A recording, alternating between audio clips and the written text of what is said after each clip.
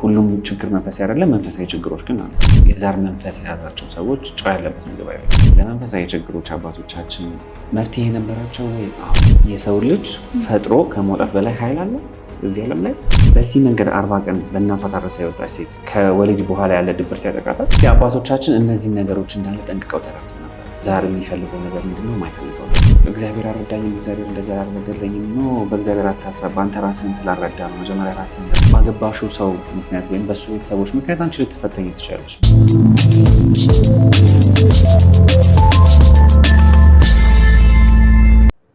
አሁን ቫምፓየሮች የሚቀርቡባቸው የቫምፓየር ታሪክ በነገራችን ላይ የዛር ታሪክ ነው። ስለ ቫምፓየር ያየሻቸው ፊልሞች እንዳለ ስለ ዛር ናቸው። እንዳልኩ ስለ ዛር ነው። ሆሊውድ የሚሰራው ፊልም እንዳለ ስለ ዛር ነው። ብላክ ፓንተር ሁለትም ማንሳት ትችላለህ። አሁን በቫምፓየር ዳያሪ ላይ ያሉትን አንዳንድ ሲኖች እናንሳ። ለምሳሌ ቫምፓየሮቹ ካልተፈቀደላቸው አይገቡም አይደለ? በሆነ አጋጣሚ ግባ ካልተባለ የዛር መንፈስ አንቺ ራስሽን ክፍት ካላደረግሽለት በስተቀረ አንቺን አልፎ አይገባም። እንዲገባ የምታደርጊባቸው ነገሮች አሉ። ለምሳሌ አሁን ማህበረሰባችን በልማድ እነሱ የሚያስለመዱት ነገሮች አሉ። እሺ፣ ለምሳሌ አሁን የበዓል ቀን ቡና ይፈላል፣ ይቀርባል፣ ምናምን ፈንድሻ እንደዚህ ይበተናል። ከጠላውም ካረቄውም ለእነሱ እኮ ነው። ስለዚህ ይገባሉ፣ አስገባሻቸው፣ ፈቅደሽላቸዋል። ተረዳሽን? አሉ ብዙ ነገሮች እንደየሲዝናቸው የሚደረጉ ነገሮች ማህበረሰቡ ሳያውቀው ከነሱ ጋር በነበረው ሪሌሽንሽፕ ለእነሱ የሚደረጉ ሪቹዋሎችን አክሰፕት አድርገው ፕራክቲስ የሚያደርጋቸው ነገሮች አሉ። የሚፈሯቸው ነገሮች ቅድም እንደተባለው ለምሳሌ አይተሽ ከሆነ ቫምፓየር ዲያሪ ላይ የሚገላቸው እንጨት አለ። ግራር ያጠፋቸዋል። ኮምፕሊትሊ የሚገላቸው እንጨት ነው። ጨው ያርቃቸዋል። አይተሽ ከሆነ በጨው ምናምን ይዘጉባቸዋል። ጨው አይወዱም። እዚህ ጋርም ስትመጪ እንደዛው ነው። የዛር መንፈስ የያዛቸው ሰዎች ጨው ያለበት ምግብ አይበሉም። እውነት ነው። የዛር መንፈስ ያጠቃቸው ሰዎች ይህን ስልሽ ጨው የማይበላ ሁሉ የዛር መንፈስ አለበት እያልኩ አይደለም። የታመሙ በዛር መንፈስ ተጠቅተው የታመሙ ሰዎች እንደዛ ያደርጉ። ስለዚህ አሁን የዛር መንፈስ የሚወጡበት የሚገቡበት ሰዓት ጨረቃ እንትን ስትሆን እንደዛ ስትሆን የሚባሉት ነገሮች እንዳለ የሚመርጡባቸው ቦታዎች፣ ወንዞቹ አይደለ? ለምሳሌ የእንትንን ሲኖች የምንድነው ትዌን ላይት አብዛኞቹ ሲኖች ካየሻቸው ውሃ አካባቢ ጋር ናቸው። በጣም የቫምፓየሮቹ ከውሃ ጋር የተገናኙ ሲኖች ብዙ ናቸው። ውሃ አካባቢ ላይ ስለሚኖሩ ጫካና ዛሮችም እንዳልኩሽ ጫካ ውስጥና ውሃ አካባቢ ላይ ናቸው ያሉትና ቲን ወልፍ ተከታታይ የሚባሉትን ትዋይላይት ብዙ ፊልሞችን ማንሳት እንችላለን። ብላክ ፓንተር እንዳልኩሽ ነው። ውሃ ውስጥ የሚኖሩት እኮ ውሃ ውስጥ ኪንግደም ያላቸው ዛሮች ናቸው። ከሰው ጋር ተዳቅለዋል። የስ ከሰው ጋር ይዳቀላሉ። ብላክ ፓንተር ላይ ተዳቀሉ ተባለው። ሁለተኛ እነሱ የእኛን ኮንትሮል ማድረግ ይፈልጋሉ። ዛሮች የእኛን ዓለም ኮንትሮል ማድረግ ይፈልጋሉ። ከውሃ ሆሊውድን በደንብ ልናነሳው እንችላለን፣ ግን ወደ ተነሳ እነሱ የሚፈልጓቸው የማይፈልጓቸው ነገሮች አሉ። እጽዋቶች አሉ፣ የከበሩ ማዕድናቶች አሉ፣ ቅድም እንዳልኩሽ ነሐስ፣ ወርቅ እንደዚህ የሚባሉት የሚፈልጓቸው ደግሞ አሉ። የሚያቀርቧቸው ነገሮች ደግሞ አሉ። እነሱ ራሳቸው የሚፈልጓቸው ከእጽዋት የሚፈልጓቸው አሉ። ለምሳሌ አሁን ትክክለኛ ባዕድ አምልኮ ላይ የገቡ ሰዎች እዚህ ጉዳይ ላይ የሚያጨሷቸው እጣኖች አሉ። የተመረጡ ትንጣና ምጭ ምናምን ነው የሚባሉት እኮ እጣኖች ስለሚፈልጓቸው እነዛ ያ መንፈስ ስለሚፈልጉ አሁን አዋቂ ምናምን እየተባለ ጥንቆላ ምናምን የሚሰሩ ሰዎች አሉ ቦታው በየገጠሩ ምናምን። እነሱ ሰዎች የሚፈልጓቸው የሚጠሯቸው ነገር ዛሮቹ የሚፈልጓቸው ነገሮች ናቸው። ልክ እንደዛው ደግሞ የማይፈልጓቸው ነገሮች አሉ። እንደዚህ አይነት ልብስ ለብሰሽ እንዳትመጪ ይባላሉ። ለምሳሌ ከህይወታቸው ጋር እንዳያገናኙት ግን አስተውለሽ ከሆነ ወይም እንድናስተውለው ለምሳሌ አሁን የዛር መንፈስ ቀይ ነገር ይወዳል። ቀይ ቀለም። ስለዚህ ለምሳሌ ለሪቹዋል ሲደረግ ሰው ላይ ያድረው ሰዎቹ አሉ አይደለ? ጠንቋይ፣ አውሊያ እንትን የሚባሉ ሰዎች በየሰፈሩ ያሉ ቀይ ጥለት ያላቸው ልብሶችን ለብሳችሁ ነው የሚባሉት።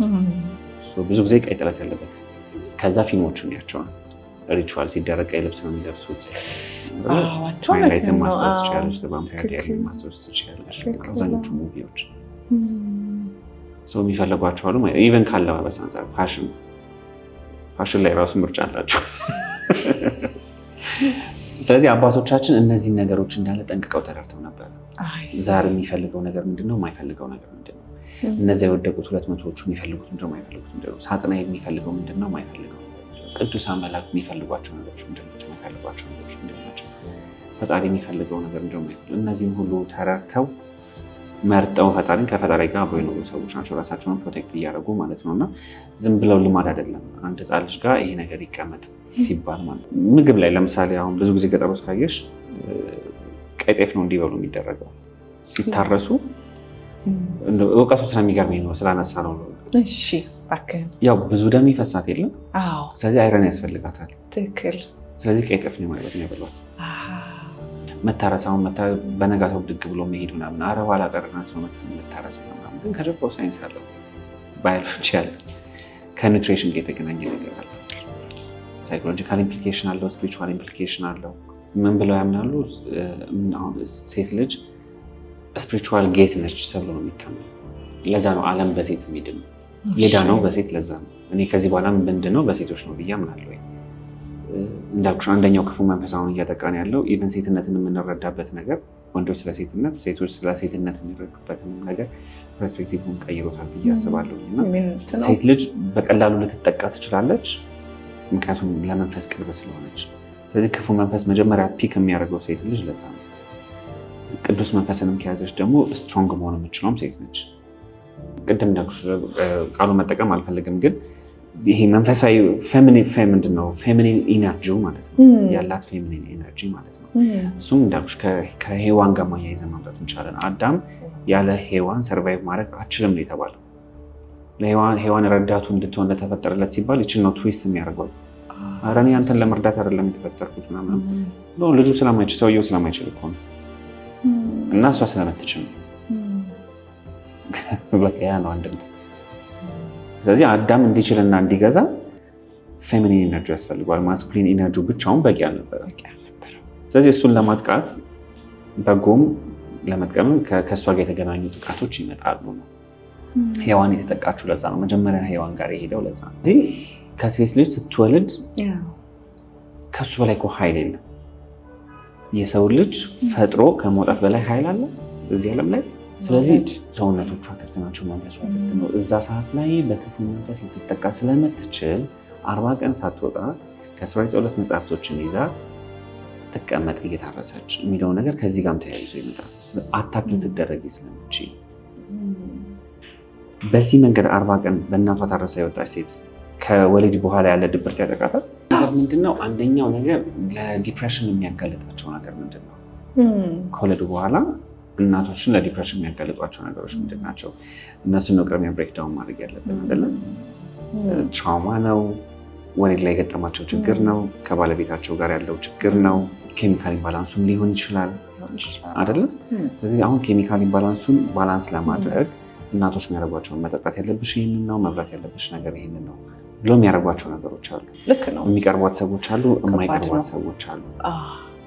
ታዳሽን ግን ትሪትመንቱ አለ። በቅርበት ያወራቸዋል። እናቷ ቤት ትሄዳለች ብሎ ለምታረስ የባል ቤተሰብ ቅር ይለዋል አይለውም። ኢንዲጂነስ በሆነው ነገር ስለአሁን አይደለም ማውራሽ። ወይ እኛ አሁን ሊጣሉ ይችላሉ፣ እኛ ጋር መምጣት ያለበት ሊጣሉ ይችላሉ፣ እኛ ጋር ትታረስ ምናምን አይነት ነገሮች ሊመጡ ይችላሉ። እንዴ ልጃችን እኛ ጋር ነው መሆን ያለበት የሚሉ አይነት ነገሮችም ማለት ነው።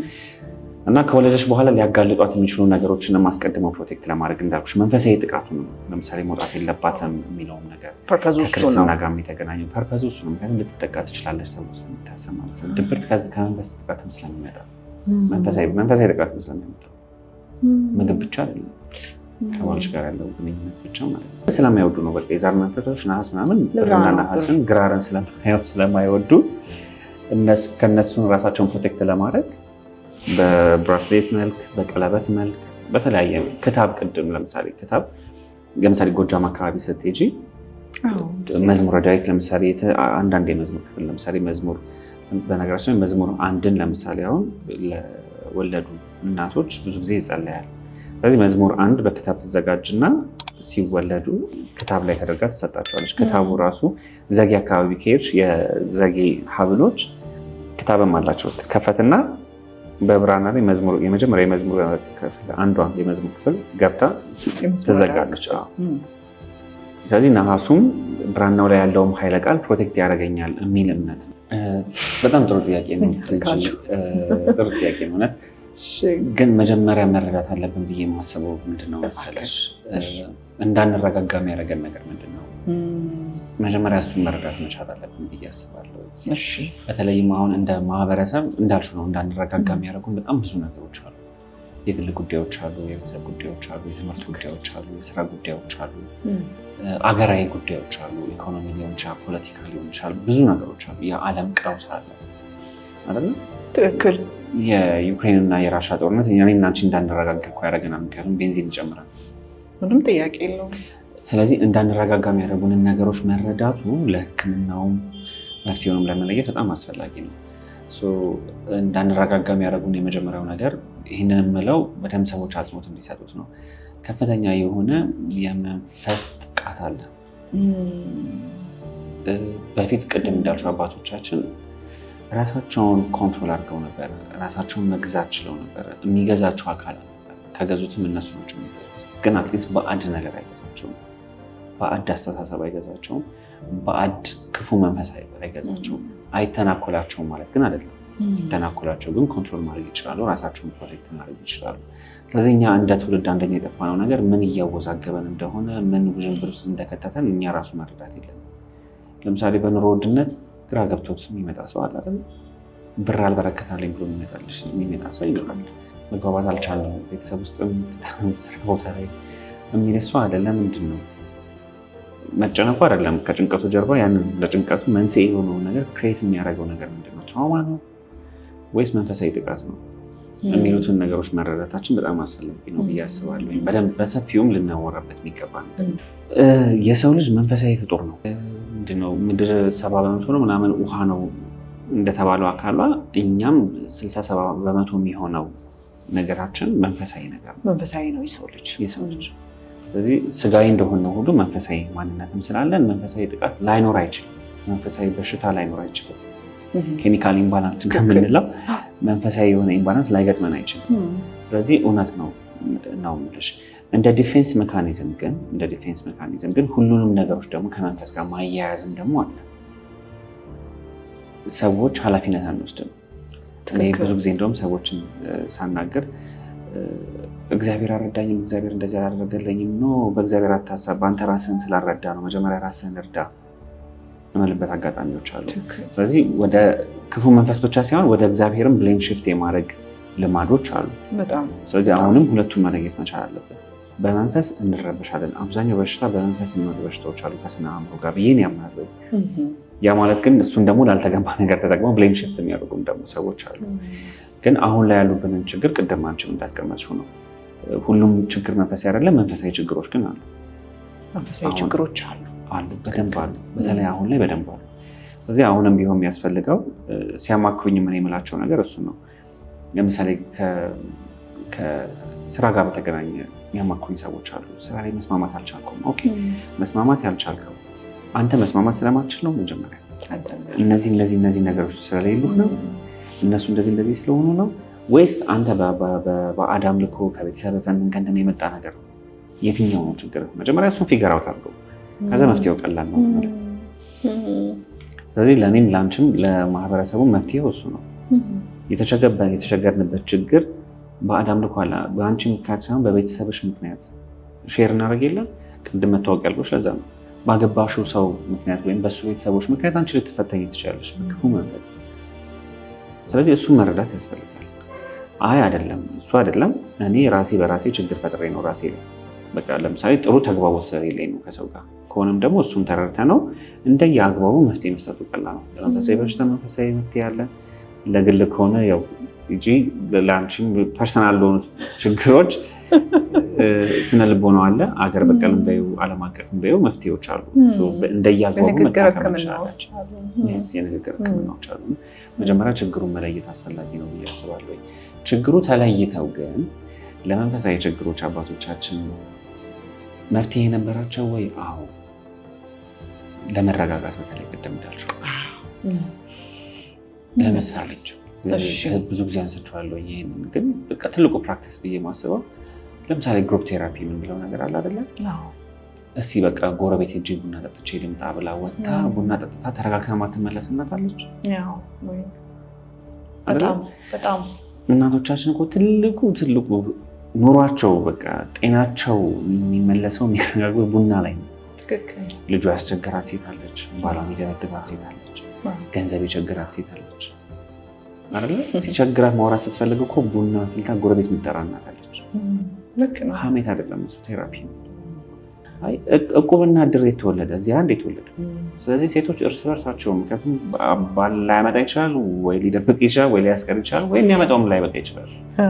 የኢኮኖሚ ችግሩ ማን ላይ ነው የሚዘፈዘፈው? እናት ላይ አይደል? እሱንም ማስተዳደር ልጆቹንም ማስተዳደር ቤቱን መምራት የእናት ሪስፖንሲቢሊቲ።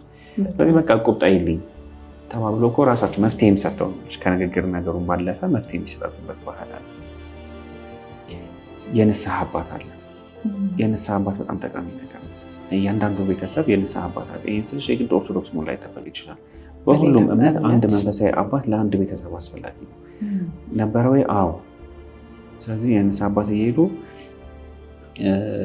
ቅድም ማለሽ ልናነሳው እንችላለን። ግን ለምሳሌ ከትራውማ ጋር እንኳን በተገናኘ ንስሐ አባት ምን አይነት ሮል አላቸው መሰለሽ?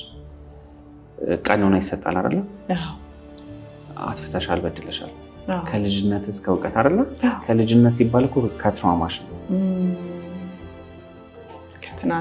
የቀረ ነገር መኖር የለበትም ተብሎ ከልጅነት ትናንትናም ስናወራ ነበር። ሳይኮአናሊሲስ የምንለው ነገር ከልጅነት ጀምሮ ሳታውቀው እንኳን ብለው ያላወቅሽውን እንኳን እነሱ ለመረዳት የሚጠይቁሽ ጥያቄዎች አሉ። እንደው ዋሽተህ ይሆን? እንደው እንደዚህ አድርገህ ይሆን? እንደዛ ከህልም ጋር እንኳን በተገናኘ ማለት ነው። ህልም የት ነው ሄደው የሚያስፈቱት? የንስሐ አባት ጋር አይደለ? እሱን ፈቅተው ከኑሮ ጋር አገናኝተው ይሄን አድርገን መታደግ የሚሏቸው ስርዓቶች አሉና የንስሐ አባት ቅድም እንደተባባልነው ቴራፒስት ናቸው። የሳይኮአናሊሲስ ስራዎችን ይሰራሉ፣ ቢሄቪየራል ስራዎችን ይሰራሉ አይደለ? የኮግኒቲቭ ስራዎችን ይሰራሉ። ምክንያቱም ለየብቻ አስቀምጠው እና አንተም ለየብቻ እና ሁለቱንም አስቀምጠው ፕራክቲስ የሚያደርጓሉ። ልጆች ላይ ፕራክቲስ የሚያደርጓቸው የልጆች አስተዳደግ ላይ ሁሉ ይገባሉ። ንስሐ አባት ልጆችን ይጠራሉ፣ ልጆችን ያማክራሉ። ልጆች መንፈሳዊ ነገር እንዲማሩ ጠርተው ቅዳሜና እሑድ እሳቸው ጋር ቁጭ አድርገው መልእክተ ዮሐንስ ያስተምራሉ። ተረዳሽ? ምግባር ያስተምራሉ። ስለዚህ መንፈሳዊ ሰው ነበረ ወይ የሚያረጋጋበት? አዎ፣ በንስሐ አባት ነገር ያረጋጋል። ትዳሩ፣ ፐርሰናል ህይወቱ፣ የልጆቹን ህይወት፣ የልጆቹን አስተዳደግ